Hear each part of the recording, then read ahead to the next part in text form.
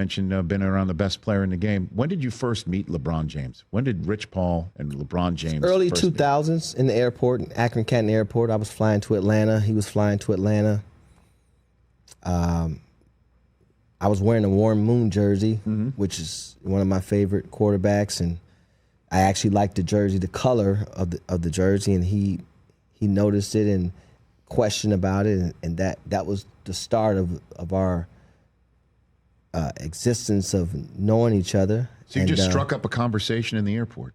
Well, they came to me, yeah.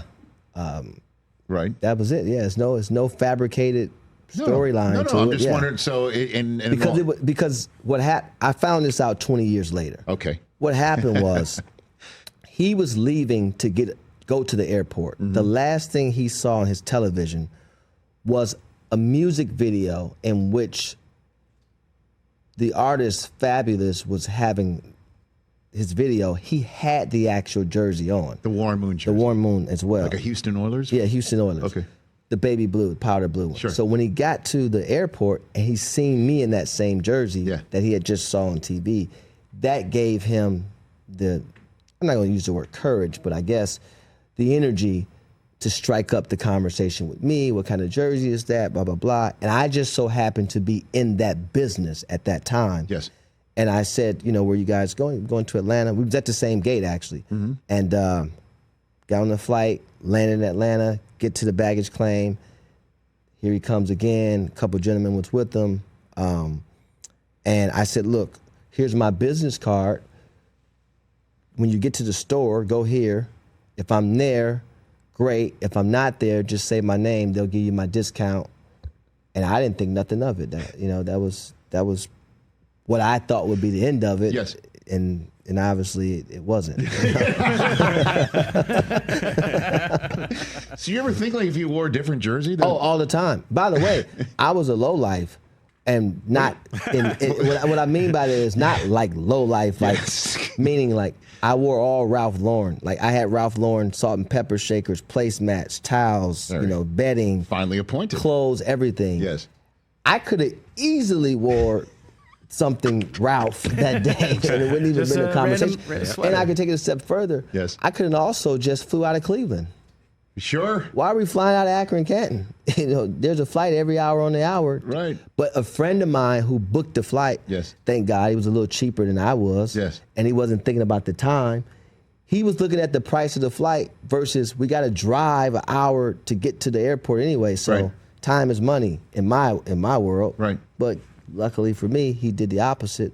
And there's a lot of things. I could have not win. I could have not been in a great mood to speak to people. There's a lot of things, but it was fate. And I think the opportunity that came from just that initial meet, I have to be over appreciative about the opportunity that was awarded to me. And then I respected that opportunity so much by building something like what I've been able to build today along with my team. So, oh my gosh, no question about it. I mean, it's a top of the mountain type stuff. And so when did you guys really just that's how you met? But when did you say, okay, now we are going to go into business together? Like no, not even close, Rich. No, you fast forward in the movie so fast. That was Okay. No, he actually came back to Akron. Yeah.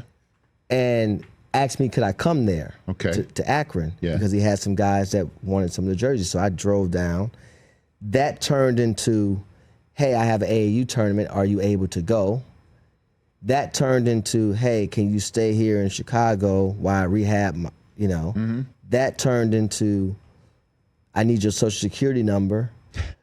That turned into, man, I don't have a job for you. I don't have a role for you, but I just want you around. We'll figure it out. Ever since we met, we've been, you've been honest.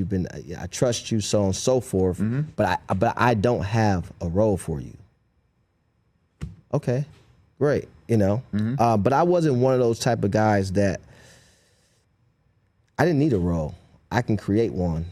I had that confidence going in, and that's exactly what I did. I did not have a role for a while, and I was not making a lot of money. The most money I ever got paid while working for him was $48,000 a year. but I didn't focus on the finance of it all. It was the opportunity.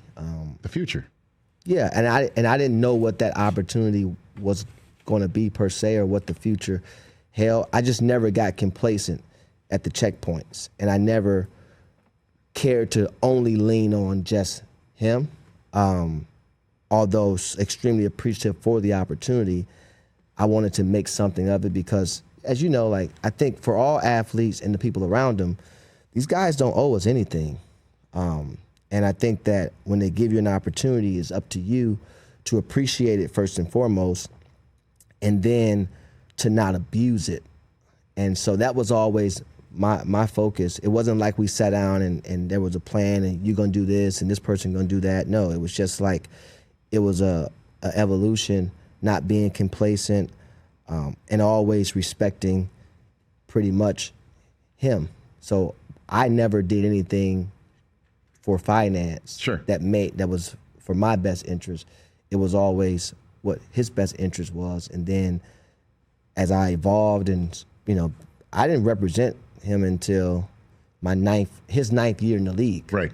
So it wasn't like this plan. Even doing that wasn't planned either. What do you mean? How is that not planned? It wasn't planned. I decided to leave a former agency because I didn't feel like they had a plan for me. Correct. And whether he was coming or not wasn't my focus. I always believed that I can do something. I didn't know it would be at this level. I'd be lying if I told you that. Right. But I was so motivated and so pissed off at the same time that it didn't matter who was coming. I just felt like, I was going to make something happen. And through my journey and him seeing me sacrifice time and missing trips and not being, and really focusing and recruiting a Eric Bledsoe and recruiting a Tristan Thompson and recruiting a Corey Joseph, he's seen that. So when I did decide to step out on my own, he knew I was serious. And so he supported that. It wasn't like he said, oh, well, you do this. And I said, oh, I'm going to do this only if you come. That wasn't the conversation. Although that's what's fabricated by others, that was not it. Well, I mean, it's obviously worked out for all involved. Yeah, it's worked out here. fantastic for all of us. Actually, it overworked. What do you mean by that?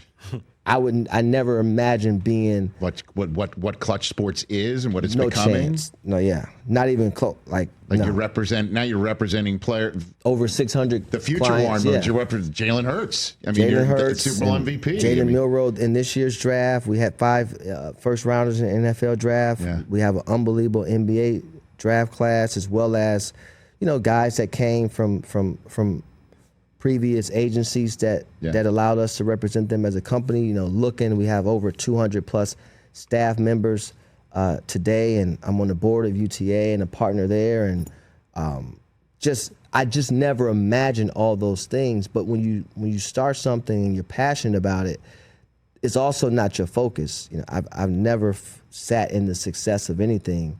I just was really just, okay, what's the next thing, the next thing, the next thing, and representing talent is one of those things that I'm extremely passionate about, because you get to see you have an effect on people's lives.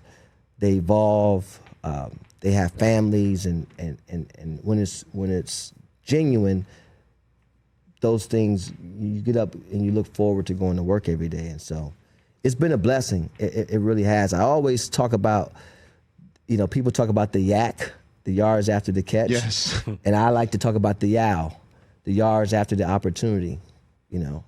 It's up to you what you do with that opportunity. And so for me, I've always respected and appreciated, one, LeBron for giving me an opportunity that I wouldn't have had. These institutions, these Hollywood agencies, they don't really give most people that look like me at that time, especially at that time, opportunity, right? You had to have some type of higher education, et cetera. So where would my entry point would have actually been? Nowhere, right? Today that's changed. And so to have that impact on the industry is worth more than money, in my opinion. Catch the Rich Eisen Show live weekdays from 12 to 3 p.m. Eastern on Roku Sports Channel in the U.S.